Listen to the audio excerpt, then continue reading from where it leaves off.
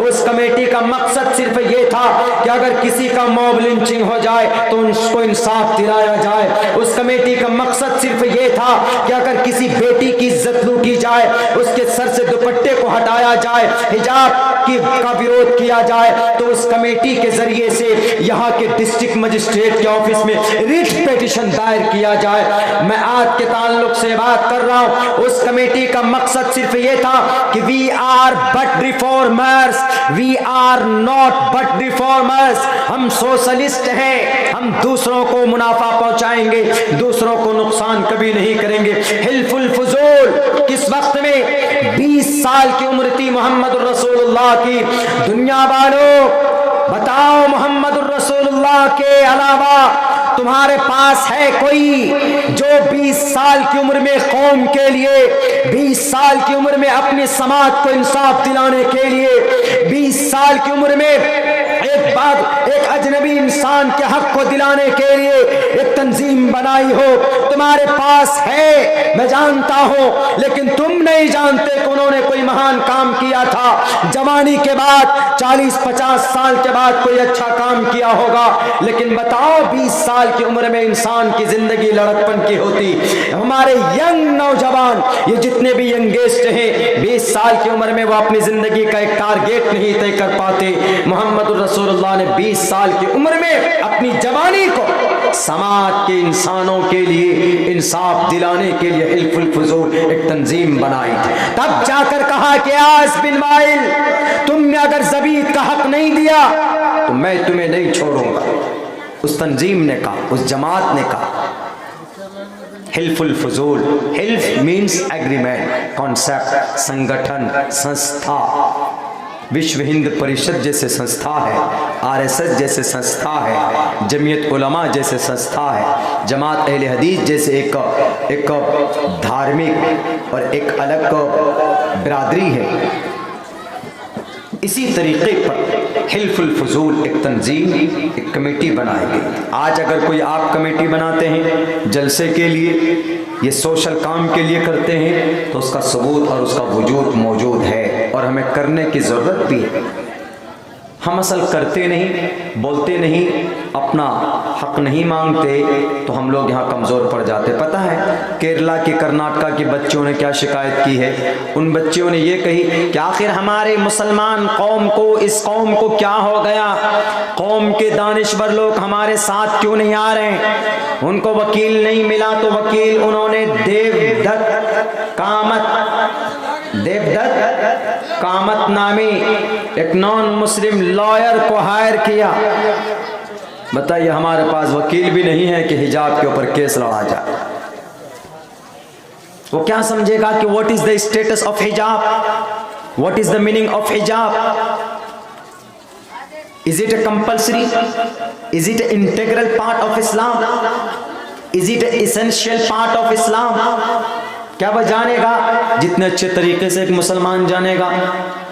कोई और नहीं जान सकता। तो right now we have to do something. हमें कुछ करना है, हमें कुछ करना पड़ेगा। We will have to be something. हमें कुछ करना पड़ेगा। करना क्या पड़ेगा? कि हमें मोहम्मद रसूलुल्लाह की जिंदगी देखना पड़ेगा। हिल्फुल फुजूल जैसी तंजीमें बनाओ समाज के इंसाफ के लिए, इस देश में इन डाकुओं के औकात बताने के लिए। एक तो सर पे बाल नहीं है, ऊपर से दिमाग भी खाली। बेटियों की बचाव की बात करते हो, तुम्हारे सामने में बेटियां आग लगाकर जलकर मर जाती। इनको इनके औकात दिलाने के लिए भारत के कानून को सामने रखकर पूरी दुनिया भी तगोदों में थर्ड वर्ल्ड वार की तरफ है। यहाँ भारत के अंदर में भी क्या हो रहा है? अजी हिजाब है, जायज़ है कि नहीं है? अरे हिजाब मीन्स सर और मुंह और छाती को ढांकने का एक छोटा सा कपड़ा होता है। हिजाब उमूमन बोल दिया जाता है पर्दे के लिए, लेकिन हिजाब जो असल में यूज़ करती हमारी समाज की बेटियाँ, एक दुपट्टा या एक हिजाब इस तरीके से जो सर, चेहरे को और गले को, ये उनके ब्रेस्ट को, उनके सीने को पेट से ऊपर का हिस्सा ढांप लेते, उसको हिजाब उमूमन बोला जाता। बुर्के के ऊपर बहस नहीं है। आज तक ये फर्क पैदा नहीं कर पाए। हाई कोर्ट, सुप्रीम कोर्ट के अंदर की बुर्के के ऊपर केस चल रहा है कि हिजाब पर चल रहा है। हम नहीं कह रहे कि हम हिजाब पहन कर आएंगे कॉलेज में, हम यूनिफॉर्म पहनेंगे, लेकिन यूनिफॉर्म के साथ साथ हम हिजाब को भी सर पर रखना चाहते हैं। हम इस चीज़ की आज़ादी चाहते हैं और इसका कानूनी क्या प्रक्रिया है ये मैं कल बताऊंगा आपको, क्योंकि आज मैं खुद जजमेंट का इंतज़ार कर रहा हूँ। आज हमारे पास वहाँ के जो देवदत्त कामत सर हैं उनसे राब्ते में हैं, क्या जजमेंट आता है या आ गया होगा वहाँ के हाई कोर्ट का, कर्नाटका के हाई कोर्ट का, तो मैं फिर आप लोगों को कल बताऊंगा। और कब कब इसके ऊपर क्या क्या केसेस हुए हिजाब को लेकर के, वो पूरी तथ्य आप लोगों के सामने रखने की कोशिश करूंगा। लेकिन आज इतनी बात तो तय है, कन्फर्म, कि हम लोग न बोलते हैं न करते हैं तो हम लोगों के ऊपर पूरा थोप दिया जाता, पूरी जिम्मेदारी हम लोगों के सर पर आ जाती। दहशतगर्दी पे नहीं बोलेंगे तो जनाब यू आर दहशतगर्द। जो आदमी एक अजनबी शख्स के इंसाफ के लिए हिल्फुल फजूल जैसी एक तंजीम बनाए, जमात बनाए, क्या वो किसी गरीब आदमी को किसी समाज के अंदर क्या वो दंगा करवा सकता है? क्या समाज के निहत्थे आदमी का कत्ल करवा सकता है? इम्पॉसिबल, नहीं करवा सकता, बिल्कुल नहीं। 20 साल की उम्र में आपने कारनामा अंजाम दिया, 20 साल की उम्र थी, आपने इंसाफ के लिए आवाज बुलंद की। नबूवत तो 40 साल में आपको मिली। 10 अगस्त 510 ईस्वी को कुरान करीम की पहली इक़रा बिस्मि रब्बिकल्लज़ी खलक़ खलक़ल इंसान मिन अलक़ इक़रा व रब्बुकल अकरमुल्लज़ी अल्लम बिल क़लम अल्लमल इंसान मा लम यअलम। 5 आयतें नाजिल की गई मोहम्मद रसूलुल्लाह पर। सबसे पहली वही मोहम्मद रसूलुल्लाह पर ये 40 साल की उम्र। लेकिन उससे पहले आप अलैहिस्सलाम के कुछ कारनामे थे, आप अलैहिस्सलाम की कुछ अच्छाइयाँ थी कि जिससे ये साबित होता। कुछ लोग एतराज करते हैं कि नहीं जी, नबी पाक अलैहिस्सलाम तो 40 साल के बाद फेमस हुए, उनसे पहले तो आप अलैहिस्सलाम ऐसे थे, वैसे थे, अलायाज़ुबिल्लाह, ये करते थे, वो करते थे, फला डिमाका, कोई चीज़ महफूज नहीं, सिक्योर नहीं है। महफूज सिक्योर है।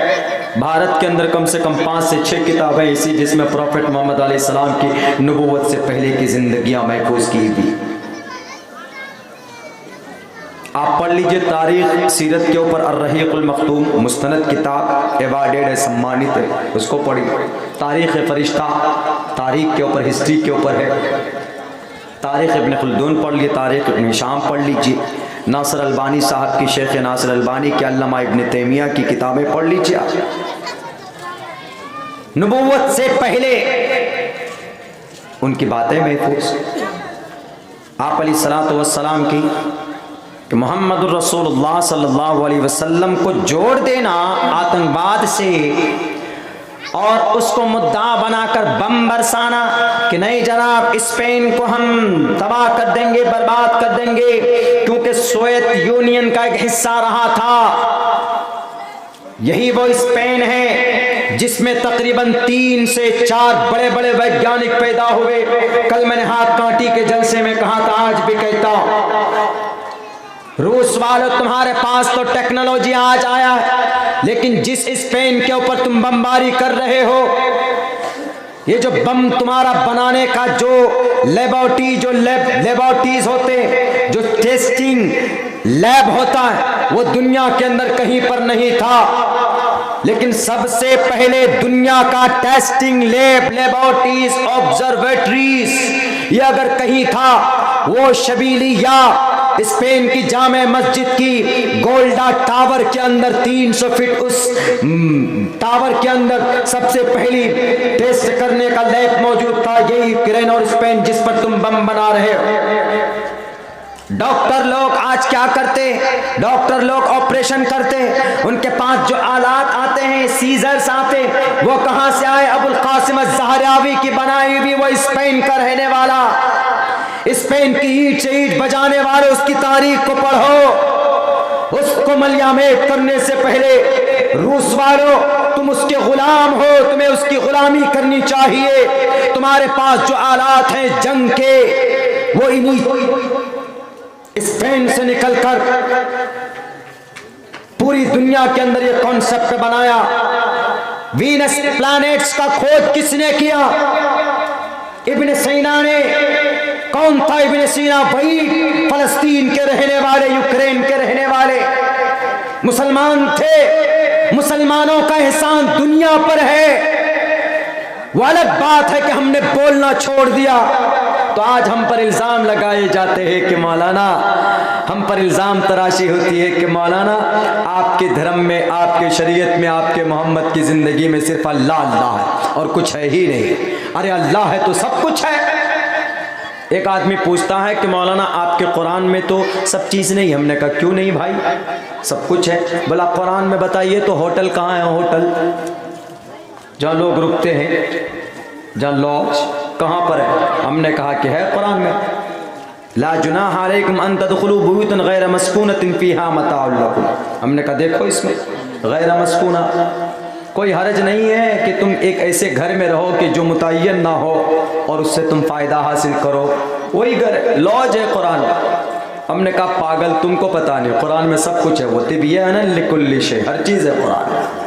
हर चीज़ को अल्लाह तबारक व तआला ने कुरान करीम के अंदर इशारे से, इक़्तिज़ा से बयान किया है। प्रॉफेट मोहम्मद सल्लल्लाहु अलैहि वसल्लम ने एक्सप्लेन के साथ उसको इम्प्लीमेंट करके बताया। तो सिर्फ कुरान में अल्लाह नहीं है, अल्लाह अल्लाह का जिक्र नहीं है, बल्कि कुरान करीम में अल्लाह का जिक्र है। ये कुरान अल्लाह का कलाम है। तो अल्लाह तबारक व तआला को जब जिस चीज़ की ज़रूरत पड़ी तो अल्लाह तबारक व तआला ने कुरान में बयान किया और क़यामत तक आने वाले तमाम मसाइल का हल अल्लाह ने कुरान में रखा है। देखने की ज़रूरत है। वैसा नज़र, वैसी आँख होगी तब ना। अगर आँख लगा लोगे योगी जी वाली, चश्मा लगा लोगे मोदी जी वाली और भाषण करोगे जनाब अमित शाह वाली, तो फिर तो कुछ नहीं होगा। अमित शाह ने क्या भाषण दिया आजकल के ज़माने में? उत्तर प्रदेश के नौजवानों, तुम हमें जिता दो और जितने भी तालिबे इल्म हैं, स्टूडेंट हैं, 12वीं में पास होने वाले तालिबे इल्म को फ्री में लैपटॉप के साथ इंटर में दाखिला कराएंगे, 10वीं क्लास में दाखिला कराएंगे। 12वीं पास होता है तो क्या 10वीं में जाता है बच्चा? बोली 12वीं पास होकर 10वीं में इनकी सरकार आएगी तो वैसे ही होगा। 12वीं में जो बच्चा पास होगा तो वह 10वीं में डालेंगे, 10वीं में जो बच्चा पास होगा तो 8वीं में डालेंगे, 8वीं में पास होगा तो 6 में डाल देंगे, 6 क्लास में, 6 क्लास में पास होगा तो 4 क्लास में, 4 में पास होगा तो 2 में, 2 में पास होगा तो यूकेजी नर्सरी में, यूकेजी नर्सरी में पास होगा तो हल थमा देंगे, जाओ हल जो तो घर पे। वाह भाई वाह। तो इसीलिए ऐसी नज़र की ज़रूरत नहीं और ऐसे चश्मे की भी ज़रूरत नहीं। हम कहते हैं कि कुरान को देखना है तो शार्प माइंडेड बनकर देखो, पढ़ो उसको, देखो तुमको सारे मसाइल का हल मिलेगा कुरान में। एक आदमी पूछ बैठा कि मौलाना दर्द का जिक्र कुरान में, बताइए तो कहाँ है दर्द का इलाज, कहाँ कुरान में? हमने कहा कि तुम पागल हो, दर्द का इलाज कुरान में नहीं है। कुरान में दर्द का इलाज नहीं है, बल्कि दर्द का पूरा समाधान कुरान में मौजूद है। बेवकूफ, समाधान पूरा कुरान में मौजूद। यूं ही नहीं कहा यज्ञम परचुचाम यमम सतततु तो निबोस्ति कबरितम पूर्वियम गतम कस्तद्दि विभारती। उठाकर देख लो दुनिया के सबसे, हमारे हिंदुस्तान के, एशिया महाद्वीप के सनातन धर्मियों के ऑथेंटिक बुक ऋग्वेद में यज्ञम परचुचाम यमम मतलब अल-यौम अकमलतु लकुम दीनकुम व अतममतु अलैकुम निअमती व रज़ीतु लकुमुल इस्लाम दीना। ये तज़किरा इधर अरबिक में, इधर संस्कृत में। बोला आप बताइए मौलाना कि दर्द का तज़किरा कहाँ कुरान में? हमने कहा कि बाबू है, इसके ऊपर देखिए तहक़ीक़ है दर्द के ऊपर। इन्नल्लज़ीना कफ़रू बिआयातिना सौफ़ नुस्लीहिम नारा कुल्लमा नज़िजत जुलूदुहुम बद्दलनाहुम जुलूदन ग़ैरहा लियज़ूक़ुल अज़ाब। आपके पास जब चोट लगती है तो कहाँ जाते हैं आप? डॉक्टर के पास जाते हैं।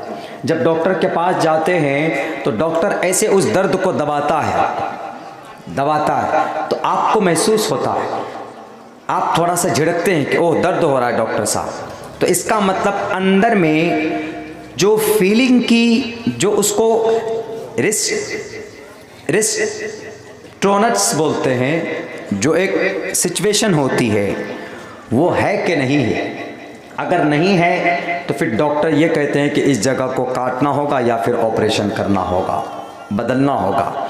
अगर आप ये चाहते हैं, कहीं पर कैंसर हो जाता है तो क्या कहते हैं डॉक्टर, इसको काट के फेंक दो, दूसरा लगाते। नहीं फेंकोगे तो ये कैंसर तुम्हारा अंदर चला जाएगा। यही सिचुएशन है ना। इसके ऊपर रिसर्च किसने किया? हमने कल तकरीर में बताई थी, आज भी बताई दे रहा हूँ। जब कुरान की बात आई है तो आज भी मैं बता दे रहा हूँ। तो इसमें थाईलैंड, जो हमारे देश के बहुत करीब है, थाईलैंड का एक बहुत बड़ा डॉक्टर, जिसका नाम, उस यूनिवर्सिटी का नाम चियांग माई यूनिवर्सिटी, उस डॉक्टर का नाम तेगाटट तेजसन, नाम याद रखिएगा, तेगाटट तेजसन, दर्द के ऊपर रिसर्च करने वाला। तो ये दर्द का रिसर्च, इसके ऊपर जो ट्रीटमेंट, जो थ्योरी बताया है, वो यही तेगाटट तेजसन ने बताया कि अगर दर्द ना हो, ऐसे दबाव दर्द ना हो, तो उस जगह को, गोश्त को या हड्डी को या उस खाल को काट कर फेंकना पड़ता है, तब दोबारा दूसरा लगाना पड़ता है, तभी वो पार्ट्स ऑफ बॉडी ठीक हो सकता है। ये किन का रिसर्च, किन की तहकीक? डॉक्टर तेगाटट तेजसन की। डिपार्टमेंट ऑफ ऑटोमनी का वो सरबराह था। वो कौन था? वो एक नॉन मुस्लिम था, एक मुशरिक था। लेकिन किसी ने कहा कि सर, ये जो थ्योरी आपकी है ये तो कुरान में भी है। कहा कहाँ पे? कहा इन्नल्लज़ीना कफ़रू बिआयातिना, अल्लाह फरमाता है कि जिन्होंने हमारी निशानियों को झुटलाया, इनकार किया, सौफ नुस्लीहिम नारा, अन करीब हम उस शख्स को कहाँ डालेंगे? आग में। कुल्लमा नज़िजत जुलूदुहुम, जब उनकी खाल जल जाएंगी, बद्दलनाहुम जुलूदन गैरहा, जब जहन्नम में अल्लाह डालेगा तो जहन्नम की आग की वजह से जब वो खाल बिल्कुल जल जाएंगी तो अब फिर जहन्नम की आग उस पर असर नहीं करेगी, तो अल्लाह तबारक व तआला उसको निकालेगा। निकालने के बाद फिर उस खाल को बदल देगा दोबारा दर्द पहुंचाने के लिए, जुलूदन गैरहा लियज़ूक़ुल अज़ाब, ताकि इसको दोबारा हम इसको तकलीफ दे सकें। बिल्कुल सेम इस आयत के बारे में जब बताया उसको तो उसने इनकार किया, लेकिन जब खुद से तहकीक की, उन्होंने कहा कि अरे ये तो सेम वही थ्योरी है कि जो मैंने पेश की है। डॉक्टर लोग जब उस पर अमल नहीं होता, जब वो दर्द महसूस नहीं होता है, तो दर्द महसूस करवाने के लिए उस खाल को हटाकर फेंक देते, दूसरी खाल लगा देते हैं। तो वो तहकीक तो 1450 साल पहले अल्लाह ने अपने कुरान में बयान किया। वो मजबूर होकर 8वें मेडिकल कॉन्फ्रेंस के लिए हिजाज मुक़द्दस पहुंचता है। वहां पर जाकर सबसे पहले कहता है कि ला इलाहा इल्लल्लाह मुहम्मदुर रसूलुल्लाह, सबसे पहले कलीमा इस्लाम को कबूल करता है। दुनिया वालों, तुम्हारे पास नहीं है कोई ऑप्शन, मैं नहीं बल्कि ये कुरान कहता है। अल्लाह तबारक व तआला ने अलिफ लाम मीम ज़ालिकल किताबु ला रैब फीही हुदल लिल मुत्तकीन, ये ऐसी किताब कोई शक नहीं है, अगर तुमको दर्द का इलाज चाहिए तो तुमको कुरान करीम के अंदर मिलेगा। अगर तुमको सूरज चलता है या सूरज रुक कर है, जमीन घूमती है या जमीन रुकी हुई है, अगर इस झगड़े को तुम्हें सुलझाना हो तो कुरान करीम को पढ़ना होगा। हुवल्लज़ी खलक़ल लैला वन नहार वश्शम्स वल क़मर कुल्लुन फी फलकिन यस्बहून। आज जो साइंस का नजरिया है वो इसी आयत पर है कि सैयारे और सितारे, ये दोनों चीजें, जमीन और आसमान और ये चांद सितारे, ये सब के सब अपने अपने मदार पर गर्दिश करते हैं। 1800 साल तक अरस्तु का ये नजरिया था कि सूरज रुका हुआ है, जमीन घूमती है। उससे पहले 150 साल तक और दोगोस का एक नजरिया था, लेकिन उनका भी नजरिया फेल हो गया, अरस्तु का भी नजरिया फेल हो गया। आज अगर किसी नजरिए पर, आज के नजरिए का बानी कौन है, आज का सबसे बड़ा साइंसदान कौन, किसको माना जाता है? Albert Einstein. अल्बर्ट आइंस्टाइन ने कहा कि ये जमीन भी और आसमान भी और ये सूरज भी, ये दोनों के दोनों घूमते हैं। आज उन्होंने इस नजरिए को कायम किया, लेकिन ये नजरिया कहां से निकाला उसने? अल्बर्ट आइंस्टाइन ने। हे दुनिया वालों, और हमारे भारत के अंदर अनपढ़ और गवार आरएसएस बजरंग दल के लोगों, कुरान से नफरत करने वालों, ये नजरिया अल्बर्ट आइंस्टाइन ने ये कुरान करीम से उठाया है। अल्लाह ने कुरान में बयान किया, हुवल्लज़ी खलक़ल लैला वन नहारा वश-शम्स वल क़मर कुल्लुन फ़ी फ़लकिन यस्बहून। ये सूरज और चांद और ये जमीन, ये सब के सब अपने अपने मदार पर घूमते हैं। यही नजरिया आज के साइंसदानों का भी है। आज कुरान पर लोग एतराज करते हैं, कुरान में ये नहीं है, कुरान में वो नहीं है। कुरान में सारी चीजें हैं। वो नजर चाहिए तुम्हें, भक्ति का, अंधभक्ति का चश्मा उतारो, मानवता का, इंटेलिजेंसी का चश्मा लगाकर देखो, तुम्हें कुरान में सब मिलेगा। कुरान में दर्द का इलाज चाहिए तो वो भी मिलेगा, कुरान करीम के अंदर कार्बन ऑक्सीडेशन चाहिए तो वो भी मिलेगा, कुरान करीम के अंदर इवापोरेशन चाहिए तो वो भी मिलेगा, कुरान करीम के अंदर बर्निंग ग्लासेस चाहिए तो वो भी मिलेगा, कुरान करीम के अंदर अलजेब्रा की गिनती चाहिए तो वो भी मिलेगा, कुरान करीम के अंदर सर्जरी करने के आलात चाहिए तो वो भी मिलेगा, कुरान करीम में मिसाइल बनाने के लिए तांबे चाहिए, लोहे चाहिए, गैस चाहिए तो वो भी मिलेगा। इसलिए कि अल्लाह तबारक व तआला ने कुरान में कहा, वअल्लम आदमल अस्माअ कुल्लहा सुम्मा अरज़हुम अलल मलाइकति फ़क़ाल अंबिऊनी बिअस्माइ हाउलाई इन कुंतुम सादिक़ीन। अल्लाह ने आदम के औलाद को तमाम चीज़ों का उलूम दिया है और ज़मीन के नीचे अल्लाह ने गैस को, पेट्रोल को, सोने को, चांदी को, लोहे को, तांबे को छुपाया ताकि आदमी आगे चलकर अपनी दिमाग से इन तमाम चीज़ों को निकाल कर वजूद में ला सके, इस्तेमाल में ला सके। आज अगर तुम मिसाइल बनाते हो तो तुम्हारा कमाल नहीं है, अल्लाह का कमाल है, कुरान का फरमान है। इतराओ मत अपनी ग्रंथों में, हमारे पास जो ग्रंथ है मुकाबला करवा लो किसी भी मैदान में, इंशाअल्लाह we will success, we will challenge against you in every field. हर फील्ड में मैं तुम्हें चैलेंज करूंगा, कुरान करीम के जरिए से मैं तुम्हें जवाब दूंगा। तुम जवाब नहीं दे सकते because you have no choice. तुम्हारे पास तो कुछ है ही नहीं। तुम्हारे पास क्या है? वो गोबर से गैस बना लो। कहते हैं ना अभी जलसों में राजनेता लोग उत्तर प्रदेश में, भाइयों बहनों याद रखिए, दोबारा हमको कुर्सी में लाइए, हम गोबर से गैस बनाकर दिखाएं। वाह भाई वाह, गोबर से कैसे गैस बनाएंगे जी? कुछ दिनों पहले चिल्ला रहे थे कि नौजवानों तुम चाहे एमटेक कर लो, एमबीबीएस कर लो, एमडी कर लो, डीएलएड कर लो, बीएड कर लो, एमबीबीएस बन जाओ, एमडी बन जाओ, तुमको नौकरी चाहिए तो जाकर पकौड़ा तलो। कई जगह आपने व्हाट्सएप फेसबुक में देखा होगा कि कहीं पर क्या है, एमबीबीएस टी स्टॉल, यानी एमबीबीएस डॉक्टर की चाय की दुकान। कहीं पर देखा होगा एमटेक पकोड़े की दुकान। यानी एमटेक किया हुआ है, टेली किया हुआ है, हायर स्टडीज से क्वालिफाइड है, लेकिन उसके बावजूद भी कोई पकोड़ा खोल के बैठा हुआ है, कोई चाय की दुकान लगा के बैठा हुआ है। बस चप्पल सिलवाना बाकी रह गया। कुछ दिन के बाद कहेंगे कि चप्पल लेकर बैठ जाओ, चप्पल सिलवाओ, वो भी एक नौकरी है। जब चप्पल सिलना ही होता तो करोड़ों रुपए खर्च करके क्यों एमबीबीएस की नौकरी हमने ली? ये भी एक सवाल है। और एतराज कहाँ मरते हैं आके? कुरान पे। एतराज कहाँ मरते हैं आके? इस्लाम पे। मिलते कुछ नहीं आके डायरेक्ट यहीं पर लाकर ठोक देते। मलेच्छ भाषा कीर्ता तैन वैद वाक्य प्राण मुखा। हजरत आदम अलैहिस्सलाम को अल्लाह तबारक व तआला ने जो जुबान दी थी, दुनिया की सबसे पुरानी जुबान मानी जाती है। और हजरत आदम को अल्लाह तबारक व तआला ने सबसे पहले इंसान को क़यामत तक आने वाली बहुत सारी चीज़ों का उलूम बताया, सिखाया। वअल्लमा आदमल अस्माअ कुल्लहा सुम्मा अरज़हुम अलल मलाइका। इसीलिए फजीलत बड़ी किन के सामने? फरिश्तों के सामने में इंसानों की एजुकेशन, नॉलेज, जानकारी की वजह से। लेकिन मेरे साथियों, हम लोग अगर खामोश रहते हैं, बोलते नहीं हैं, तो इल्ज़ामात के बारिश कर दिए जाते कि मोहम्मद रसूलुल्लाह सल्लल्लाहु अलैहि वसल्लम तो ऐसे थे, कुछ भी नहीं थे। अरे वो तो तुम्हारी तंग नजरी है, वरना मोहम्मद रसूलुल्लाह सल्लल्लाहु अलैहि वसल्लम ने जो रास्ता अपनाया, जो बताया, वो सिर्फ मुसलमानों के लिए नहीं, बल्कि तुम भी तो करीब आकर के देखो, अगर तुमको तुम्हारे मकसद की चीज़ वहाँ पर ना मिल जाए। मुसलमानों, मेरे नौजवानों, we should to proud to be a मुस्लिम।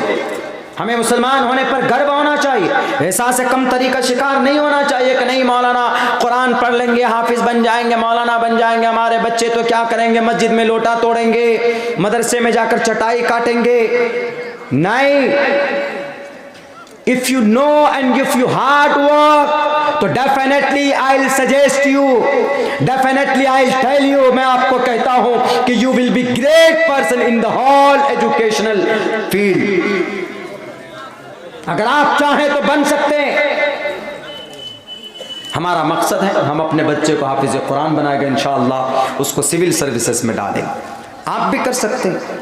ये मत कहिए कि नहीं इस्लाम में आ जाएंगे तो कुछ नहीं है। अरे दुनिया के अंदर जितनी भी चीज़ें हैं, इन तमाम चीज़ों का मंबा और मखरज कुरान और हदीस से ही निकलता है भाई। ज़रूरत है देखने। अभी तो मैंने आपके सामने एक झलक रखी, मैं बताऊंगा कल को इस टॉपिक पर बात करूंगा मैं कि साइंस का वजूद कहाँ कहाँ से कैसे कैसे किस किस अंदाज में कुरान करीम से निकला, कुरान करीम से लिया गया।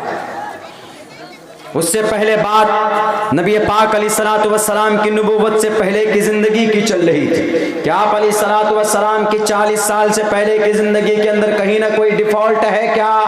लोग जो एतराज़ करते हैं कि जी कनाब कहीं ना कहीं कोई डिफ़ॉल्ट है, कहीं ना कहीं कोई शक है, नहीं है। बल्कि आप अलैहिस्सलाम ने जब आपको नबूवत नहीं दी गई, नहीं मिली थी, तब भी आप कौम के लिए मुतफक्किर थे, तब भी आप गरीबों की, तब भी आप यतीमों की, मिस्कीनों की और मेहमानों की और बेसहारा लोगों की मदद किया करते थे।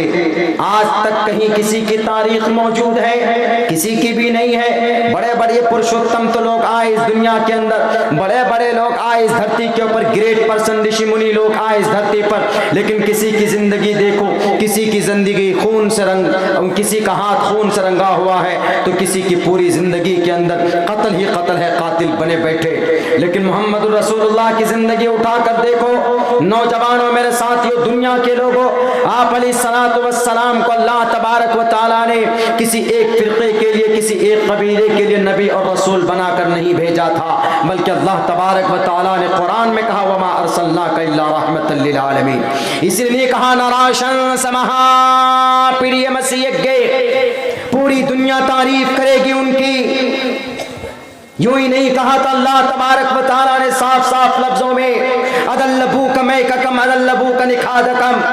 अगर आपको एतराज है कि नहीं जनाब मोहम्मद रसूलुल्लाह तो नबूवत से पहले जंग में चले गए, अपने चचा के साथ जंग में तीर पकड़ा रहे हैं कि अबू तालिब चचा ये ले तीर और मुकाबला करो उनसे। तो तीर पकड़ाना जंग में गुनाह नहीं है। अगर गुनाह होता तो श्रीमद् भगवत गीता के अंदर में पहले श्लोक के पहले मंत्र में तीर की बात, तलवार की बात, जंग की बात, जंग मैदान की बात, बैटलफील्ड की बात कही गई है। देखो, धर्म क्षेत्रे कुरुक्षेत्रे समवेता युत्सवः मामका पांडवा किम कुर्वत संजय। धृतराष्ट्र था ना, धृतराष्ट्र का बेटा जितने कोरु थे 100 के 100, उनका जो बेटा सबसे बड़ा ताकतवर दुर्योधन था, उसी की जुल्म और तशद्दुद की वजह से पांडवों के सामने और कोई ऑप्शन नहीं था मुकाबला करने का, जंग करने का। अगर आपको जंग फिजार पर कोई एतराज है, मोहम्मद रसूलुल्लाह के जंग बद्र करने पर कोई एतराज है, अगर मोहम्मद रसूलुल्लाह के जंग उहद में शरीक होने से आपको कोई एतराज है, यह पर्टिकुलर भारत के उन लिबरल समाज के लोगों को, भारत के अंदर उन भगवाधारियों को, भारत के अंदर उन कम्युनल माइंड रखने वाले लोगों के लिए जो कहते हैं कि तुम्हारे मोहम्मद ने जंग की, तुम्हारे मोहम्मद ने तलवार लेकर गए और घोड़े पर बैठकर लोगों को डराया था, तब जाकर कलिमा पढ़ा था। पूछो ना इन लोगों से कि ये तेजसन को हैदराबाद, वो थाईलैंड के वो चियांग माई यूनिवर्सिटी का वो डिपार्टमेंट ऑफ अटॉर्नी का, उसको किसने मजबूर किया था? उसको तो किसी ने मजबूर नहीं किया था, उसको तो कुरान करीम के की सदाकत ने मजबूर किया था, कुरान करीम की अदालत ने मजबूर किया था, कुरान करीम के पैगाम ने मजबूर किया था कि तुम कुरान पढ़ो। क्यों? क्योंकि जो थ्योरी तुम पेश करते हो वो अल्लाह ने 1400 साल पहले कुरान करीम के अंदर बयान कर दिया है। जवाब दे पाएंगे? नहीं दे पाएंगे। हम लोग बोलते नहीं हैं, अपने तकरीरों में इन बातों को बोलने की ज़रूरत है, आवश्यकता। आज जहाँ पर बमबारी हो रही है ना, कहाँ पर हो रही है बमबारी? स्पेन में हो रही है। बड़ी तारीख रही है स्पेन में। आज सबसे बड़ी मस्जिद दुनिया की कुर्तबा की जामे मस्जिद, वो आज भी स्पेन में मस्जिद मुक़य्यद है। 800 साल तक मुसलमानों की हुक्मरानी रही है वो स्पेन, जिसका नाम आज यूक्रेन। बॉर्डर पर उसका आधा हिस्सा, उसका मशरिकी हिस्सा पूरा का पूरा वो रूस से मिलता, पूरा का पूरा। रूस को दुश्मनी इसलिए है कि वो सोवियत यूनियन के हिस्से में आता था, सोवियत यूनियन के साथ था वो। किसी ज़माने में जब रूस की सुपर पावर, उसकी अकड़ जब टूटी, अमेरिका के पास जब वो आया, तो उस वक्त से रूस की नज़र में ये यूक्रेन खटकने लगा और तब से इस पर जुल्म कर रहा। जैसे हमारे भारत और पाकिस्तान के बीच में युद्ध होते रहता है, ऐसे यहाँ पर रूस और यूक्रेन, स्पेन के बीच में होता। और ये वो स्पेन है जिसको किसी ज़माने में उंदुलुस भी कहा गया। ये वो स्पेन, उंदुलुस, जहाँ पर अल्लाह के वलियों का, औलिया अल्लाह ला खौफुन अलैहिम वला हुम यहज़नून, एक ठिकाना हुआ करता था, जहाँ पर इतनी मस्जिदें थी। जैसे आपका ये कलियाचक, हम लोग आ रहे थे रास्ते में तो हम ये कह रहे थे कि ये बंगाल की मुस्लिम अक्सरियत इलाका हमारे ये कलियाचक, और यहाँ की सबसे खूबसूरती यह है कि यहाँ हर मकतबे फ़िक्र के लोग आसपास में रहते, हर तरह के लोग मुसलमान बसते। और इस वक्त इस कौम को मुत्तहिद होने की भी ज़रूरत है। कलमे की बुनियाद पर, कुरान और शरीयत की बुनियाद पर लड़ने की ज़रूरत नहीं। बहुत से लोग कोशिश भी कर रहे हैं कि इस कौम को दोबारा बांट दिया जाए, तो मेरे भाइयों, मेरे साथियों, मिट जाएंगे, तबाह हो जाए। आज रूस क्यों आज यूक्रेन क्यों कमज़ोर? आज उंदुलुस क्यों कमज़ोर? आज यूक्रेन का हमला यूक्रेन क्यों हमला बर्दाश्त कर रहा है? उसका, रूस का, रशिया का। क्योंकि आज वो मुल्क थोड़े कमज़ोरी की तरफ पहले से, जब से इस पर कम्युनिज़म ने हमला किया था तभी से लेकर आज तक ये मुल्क बहुत बहुत ज़्यादा कमज़ोर हो चुका है।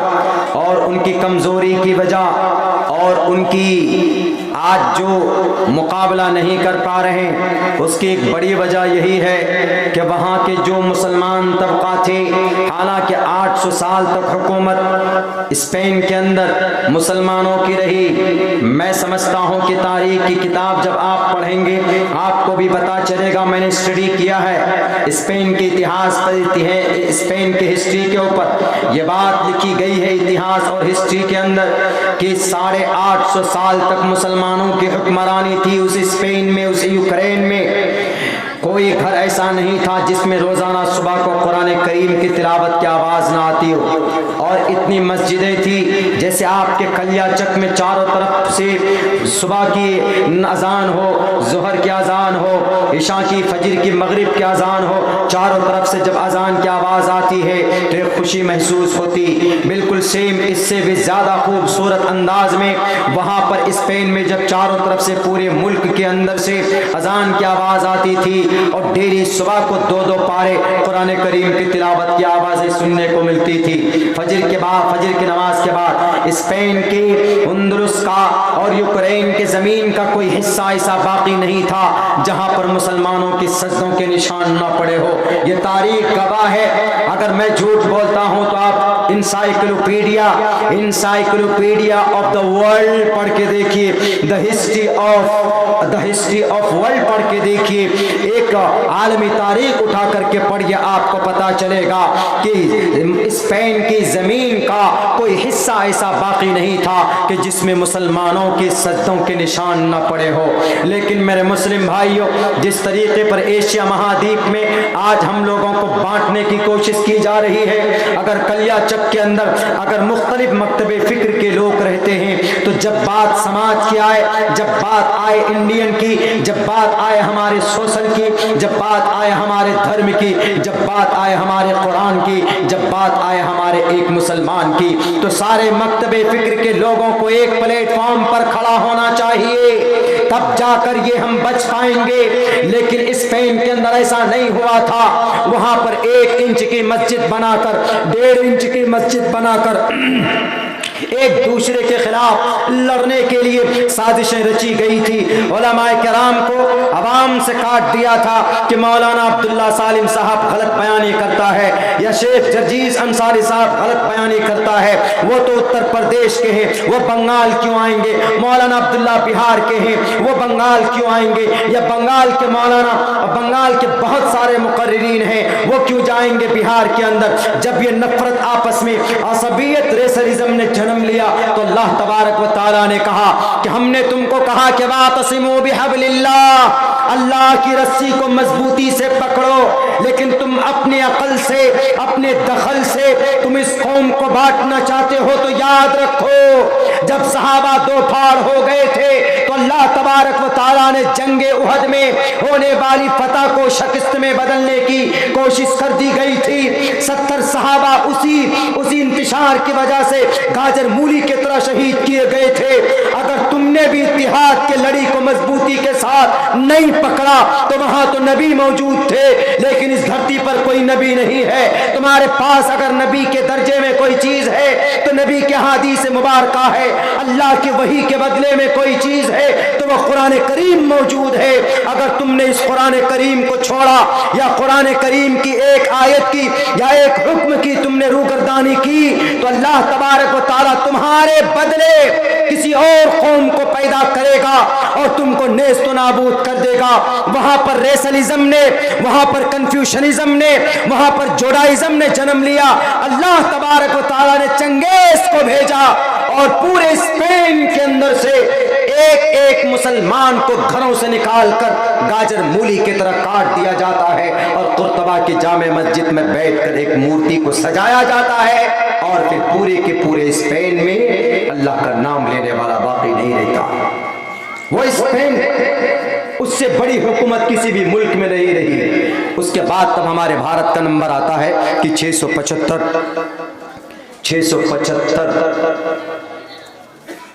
साल तक इस देश में कमी बेशी इस तरीके से हुकूमत रही है। लेकिन सबसे ज्यादा स्पेन, अगर वो मुत्तहिद होते, वहां पे किसी के बहकावे में नहीं आते, कौम बट्टी नहीं, तो मैं समझता हूं कि आज हाथ डालकर रशियन के हलक से उनके ऑर्गेन्स को निकालकर बाहर हम फेंक देते। नाम ले लेते हैं जनाब, दहशतगर्दी तुम करो, नाम मोहम्मद रसूलुल्लाह को जोड़ देता। ताज्जुब है, शर्म की बात है कि मोहम्मद रसूलुल्लाह तो इतने महान और इतने ब्यूटीफुल, इतने अमन वाले थे। उनके बारे में कहा गया self denials, modesty and kindness, self denials, अपने आप को निछावर कर देना। लक़द जाअकुम रसूलुम मिन अनफुसिकुम अज़ीज़ुन अलैहि मा अनित्तुम हरीसुन अलैकुम बिल मुमिनीना रऊफुर रहीम। जब कोई बंदा ईमान नहीं लाता था तो अल्लाह के नबी परेशान हो जाते थे, तड़पते थे, बेचैनी घुटते थे अपनी कौम के लिए, इंसानों की भलाई के लिए। वो कैसे किसी के ऊपर जुल्म ज़्यादती कर सकता है जनाब? खामखा का इल्ज़ाम, खामखा का ये एतराज़ नबी पाक अलैहिस्सलातु वस्सलाम के ज़ात अक़दस पर। अफगानिस्तान के पहाड़ों में, पहाड़ों को रेजा रेजा किसने किया? अमेरिका ने किया। इराक के अंदर फौजों को, वहां के फौजी सिस्टम को, ढांचे को किसने तोड़ा? अमेरिका ने तोड़ा इराक में। और इराक के फौजी पर जो जुल्म ज़्यादती हुए, उन्हीं फौजियों में से एक टीम निकलकर जो बनी, उसी का नाम दाइश है। जो इस्लाम का नाम देते, उन्हीं का नाम दाइश है, जो IS जिनको कहा जाता है। इस्लाम से उनका कोई वास्ता, कोई रास्ता नहीं है। सीरिया में किसने हमला किया? फ्रांस और ईरान ने मिलकर सीरिया, चेचेनिया, वहां की पूरे के पूरे शहर को किसने तबाह किया? बोस्निया को किसने तबाह किया? बुखारा और समर के अंदर किसने ईंट बजाई? वहां की ईंट से ईंट किसने बजाई? अफगानिस्तान में आज से पहले जो वहां पर बमबारी किए गए अमेरिका और इस्राइल के जरिए से, तो अब बताओ कितने लाख इंसान मरे। इंसान की बात कर रहा हूं मैं, मुसलमान की नहीं। कितने लाख इंसान मरे। इनको कोई दहशतगर्द नहीं कहेगा, इनको कोई टेररिस्ट नहीं कहेगा। मोहम्मद रसूलुल्लाह की जिंदगी में बताओ कितने लोग मरे। मोहम्मद रसूलुल्लाह की तलवारों से कितने लोगों की हत्याएं हुई, बता सकते हो? You are not able to count and explain them, because the prophet Muhammad sallallahu alaihi wasallam is not a cruel person. The prophet Muhammad said in the holy hadith, you will not enter the paradise whose never is not safe from his cruelties. Mohammed रसूलुल्लाह ने कहा कि अगर किसी का पड़ोसी अगर उसके जुल्म से महफूज ना हो तो वह इंसान जन्नत नहीं जा सकता है। जो नबी ये कहता हो कि पड़ोसी को अमन के साथ रखो, पड़ोसी पर अगर तुम्हारा जुल्म बढ़ा तो याद रखो तुम जन्नत नहीं जा पाओगे। वह इंसान कैसे लाशों के ढेरों पर चल सकता है? बताओ जरा, पूछो फ्रांस से कि तुमने सीरिया की ईंट से ईंट क्यों बजाई? जरा पूछो अमेरिका से, जरा पूछो इसराइल से कि इसराइल वालों तुमने ये अल-गज़ा फलस्तीन के इलाके में क्यों तुमने वहां पर खून के समंदर को बहाया और वहां पर खून की होलियां खेली? कोई माए का लाल पूछेगा? नहीं पूछ सकता। हमारे भारत के अंदर तो ये टीवी वाले ऐसे पागल हो जाते हैं, फौरन नाम ले लेते हैं किनका? फौरन नाम इस्लाम का दाइश से जोड़ो, इस्लाम का नाम अल-कायदा से जोड़ो, मौलाना अब्दुल्ला का नाम फला जैंग से जोड़ो, मौलाना जर्जी साहब का नाम फला तंजीम से जोड़ दो, कुछ फायदा नहीं होगा। हम तुम्हारे इन इल्जामात से नहीं डरेंगे। अगर तुम इल्जाम लगाते हो तो लगाओ। अब से पहले भी इल्जामात लगाए गए। हजरत मूसा पर इल्जाम लगा तो अल्लाह तबारक व तआला ने कारून जिसने लगवाया था इल्जाम, फखसफना बिही व बिदारिहिल अर्द, अल्लाह तबारक व तआला ने उनकी दौलत समेत उनको जिंदा जमीन में गाड़ दिया, क्योंकि इल्जाम लगाया था एक अल्लाह के नेक बंदे पर। अब्दुल्ला क्या झूठ क्या गलत बोलता? अब्दुल्ला वही बोलता जो इसके कुरान में है। अब्दुल्ला वही बोलता है जो तुम्हारे भगवत गीता में है। तुम्हारे भगवत गीता में जंग की बात है, कुरान करीम में अगर जंग की बात है तो उन लोगों से जो जालिम बनकर खड़े हो जाते, जो समाज की बेटियों का अपहरण करते, जो वादा खिलाफी करते, उनके लिए कुरान कहता है कि मुकाबला करो। तो गीता भी तो यही बात कहती है, धर्म क्षेत्रे कुरुक्षेत्रे समवेता युत्सवः मामका पांडवाचे किम कुर्वत संजयः कुतस्तवा कश्मलिदम विश्वे समुपस्थितम अनार्य जुष्टम कीर्ति कर्मजुनः। ये सब क्लियर लिखा हुआ और ये कहा कि तुम मुकाबला नहीं करोगे, तुम नहीं लड़ोगे तो तुमको जन्नत नहीं, स्वर्ग नहीं मिलेगी। कौन कह रहा? श्री कृष्ण जी कह रहे। तो बसा औकात जंग और लड़ाई और मुकाबला करना कंपलसरी होता है, जरूरी हो जाता है। नहीं जरूरी होगा तो देश पर कब्जा कर ले। हमारे देश में 1962 को 1960 और 62 में किसने बचाया हमारे इस देश को? इल्जाम बहुत लगाते हो ना मोहम्मद पर, कुरान पर। यही मोहम्मद कुरान वाले थे जिसने चाइना से इस देश को बचाया था। और कौन था वो बचाने वाला? उसका नाम मीर उस्मान अली। 500 टन सोना देकर उस वक्त के प्राइम मिनिस्टर को, उस वक्त के जो प्राइम मिनिस्टर थे वो गए थे और उन्होंने बैलगाड़ी में डालकर 500 टन का सोना लेकर आए और तब जाकर उन सोना बेचकर तब जाकर तोप और गोली और बारूद खरीदे और चाइना से अपने इस देश को बचाया। यही कुरान और हदीस पढ़ने वाले थे। तुम नहीं थे उस वक्त में। बड़े दावा करते हो कि हमारा भारत है, हम कल्चर को नाफिज नहीं होने देंगे। वेयरिंग हिजाब, it is not a culture, it is a sign of modesty in the Quran. It is a command of Allah subhanahu wa ta'ala. Allah subhanahu wa ta'ala will not corrupt on the earth. अल्लाह तबारक व ताला ने मना किया है जुल्म करने को इस धरती पर। वो अल्लाह तबारक व ताला समाज की बेटी के ऊपर जुल्म कैसे कर सकता? नहीं कर सकता। वइज़ा क़ील लहुम ला तुफ़सिदू फ़िल अर्ज़ क़ालू इन्नमा नहनु मुस्लिहून। अल्लाह कहता है कि जब इनसे कहा जाता है कि तुम फसाद पैदा मत करो तो ये बोलते हैं कि नहीं, हम रिफॉर्मर्स हैं, हम अच्छा काम करने वाले। झूठे हैं ये, झूठे इल्ज़ाम सिर्फ कुरान पर लगाते। मेरे भाइयों, मेरे साथियों, ये इनकी थ्योरी हो सकती है, लेकिन हमारे कुरान और हमारी अहादीस मुबारका जो सच है तो वह सच है, इसमें कोई शक नहीं। किसी को उंगली उठाने का हक भी नहीं है। अगर कोई हक अगर जताता है कि हाँ जनाब हम हाथ उठा सकते हैं, उंगली उठा सकते हैं, हम सवाल कर सकते हैं, तो अल्हम्दुलिल्लाह आज भी हमारे भारत के अंदर, हमारे मुल्क हिंदुस्तान में ऐसे ऐसे विद्वान लोग हैं जो उनकी तमाम के तमाम इश्कालात का जवाब देने का हक रखते हैं, सलाहियत रखते हैं, ताकत रखते हैं। मैं तो एक तालिब इल्म हूँ। कोरोना आया, कोरोना के ऊपर तहकीक किसने की? सबसे पहले इन्फेक्शन और सबसे पहले जरासीम के ऊपर तहकीक किसने की दुनिया के अंदर? कोई माए कलाल बता सकेगा दुनिया में कि हाँ हमने की? नहीं। जिसने सबसे पहले जरासीम और इन्फेक्शन के ऊपर तहकीक की उस शख्स का नाम अबू बकर मोहम्मद बिन ज़करिया अर्राज़ी।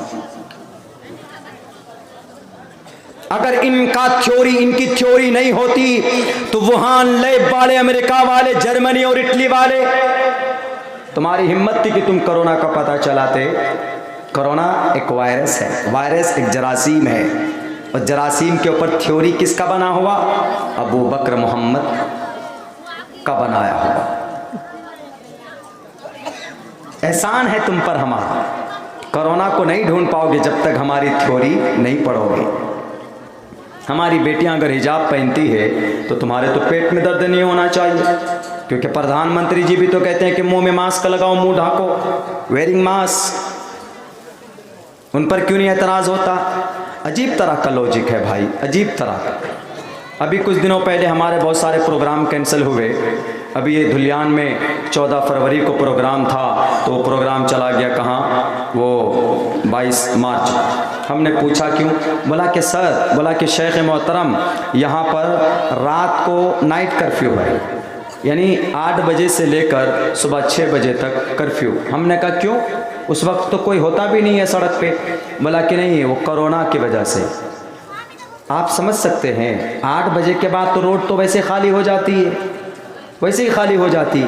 अगर कर्फ्यू लगाने से कोरोना से बचाने का मकसद है, कर्फ्यू लगाने के ज़रिए से, तो दिन में लगाने से ज़्यादा फ़ायदा है कि रात में लगाने से ज़्यादा फ़ायदा? रात में तो वैसे भी बिल्कुल सड़कें खाली, बिल्कुल सारी की सारी, पूरी की पूरी सड़कें खाली। क्या कोरोना ये कह के आता है कि हम आएंगे, रात को हम घूमेंगे? डीएम साहब को पहले से लेटर लिख के दे देता है क्या कि डीएम साहब ये लीजिए, मैं कोरोना, 2 साल उम्र है मेरी और मैं आ रहा हूँ, मुझे छुट्टी मिल रही है, यूकेजी नर्सरी में पढ़ रहा हूँ मैं, 2 दिन की छुट्टी होती है तो मैं आ रहा हूँ घूमने, 2 दिन का लॉकडाउन। अजीब बात है, हफ्ते में 2 दिन का लॉकडाउन, शनिचर और इतवार 2 दिन का लॉकडाउन, बाकी 6 दिन 7 दिन, 6 दिन 7 दिन में कोरोना नहीं आएगा। इतना अक्लमंद हो गया कोरोना क्या कि जो सिर्फ शनिचर और इतवार को ही आएगा, 2 दिन नहीं आएगा? या डीएम साहब उसको अपॉइंटमेंट नहीं देंगे? एक कोरोना तुम आना मत, 2 ही दिन आओ तुम। जब 2 दिन डीएम साहब रोक सकते हैं तो बाकी 6 दिन क्यों नहीं रोक सकते कि भैया तुम मत ही आओ, वह सब कुछ बर्बाद हो गया, हमारा स्कूल बंद हो गया, बच्चे हमारे वैसे भी बिगड़ गए। कोरोना अगर लॉकडाउन की बात होती है तो सबसे पहले कहाँ पर ताले लगते हैं?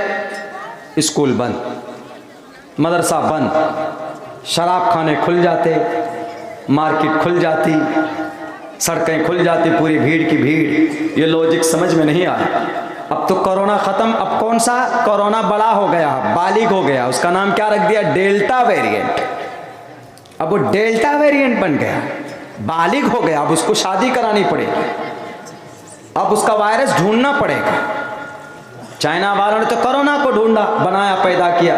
अब बड़ा हो करके, पहले छोटा था, बच्चा था, बेबी था, वो कोरोना नाम था, अब वो 3 साल का हो गया, 3 साल में बड़ा हो गया, वो डेल्टा वेरिएंट बन जाएगा। इस साल मार्च में होगा वो बड़ा डेल्टा वेरिएंट बन गया है। बहरकैफ इस कोरोना से बचने के लिए मास्क, ये मास्क लगा लीजिए, नाक ढकिए, मुंह ढकिए।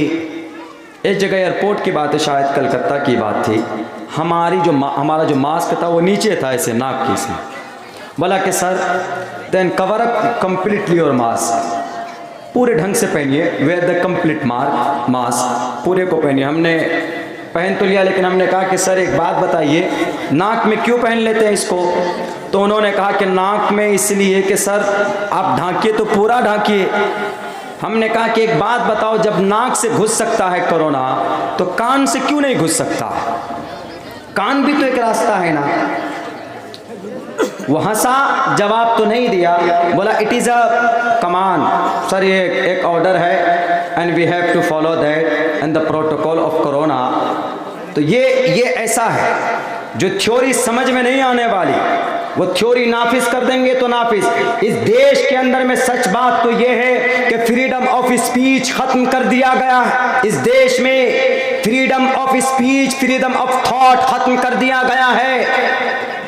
मैं कल बताऊंगा बितफसील आपको, अभी तो आप अपने महबूब मुकर्रिर को सुनेंगे, आपकी नज़रें भी उधर उठी हुई है, शेख मोहतरम आ चुके हैं, मुझे भी सुनना है, मैं अपने रूम में जाके सुनूंगा इनको, मैं वैसे थका हुआ हूँ। Freedom of speech and freedom of conscience, freedom of thought, freedom of practice, freedom of profession, freedom of propagation of the religion, ये खत्म कर दिया गया इस देश में। जो मैंने कहा वो मुनज़्ज़ल मिनस समा वही हो गई, मानना पड़ेगा। ऐसा चल रहा है तानाशाही, डिक्टेटरशिप। जमीन पर, धरातल पर क्या है वो लोगों के सामने दिखाने की कोशिश नहीं की जाती।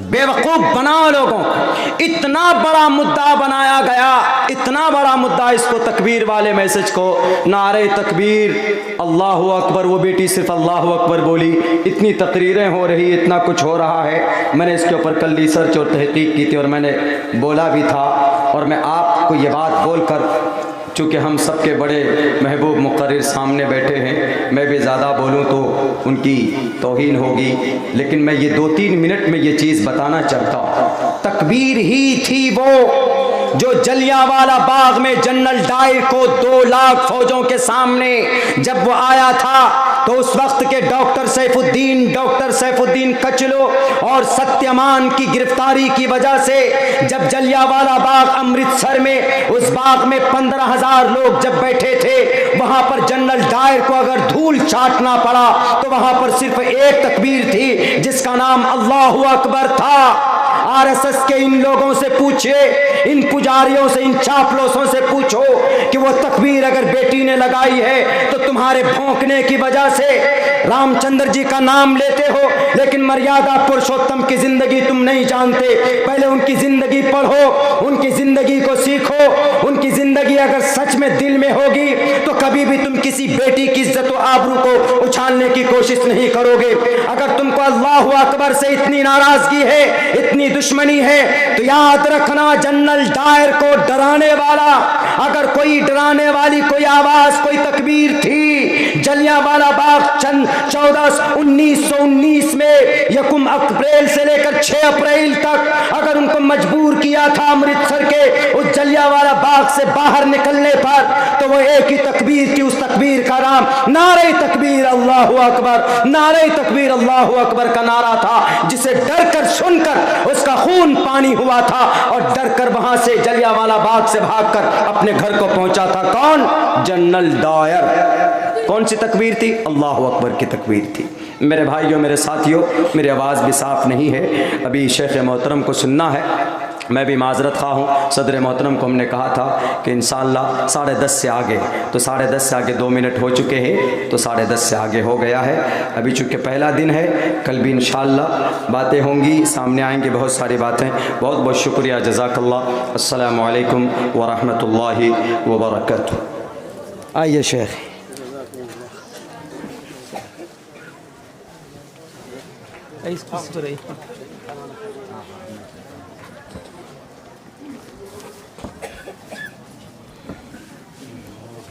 अस्सलाम वालेकुम रहमतुल्लाह। तो आपके सामने